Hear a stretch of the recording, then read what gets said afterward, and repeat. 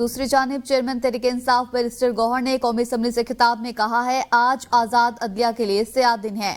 ہم نے آئینی مسودے کے کسی شق سے اتفاق نہیں کیا۔ خورشید شاہ کے ساتھ دھوکہ ہوا، حکومت عدلیہ کو تقسیم کر رہی ہے۔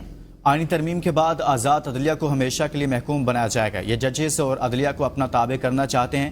مخصوص سیٹوں کے بغیر پارلیمنٹ ترمیم نہیں کر سکتی۔ یہ چاہتے ہیں عدالت ان کے ماتحت ہو۔ وزیراعظم پہلی بار ججز کی تقرری کرے گا۔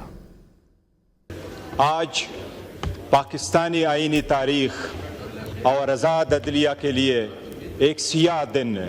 ان ترامیم کے پاس ہونے کے بعد عدلیہ کو ہمیشہ کے لیے محکوم بنایا جائے گا۔ ہم نے اس آئین پہ مولانا صاحب سمیت حکومت کے ساتھ کسی ایک لفظ پہ بھی اتفاق نہیں کیا۔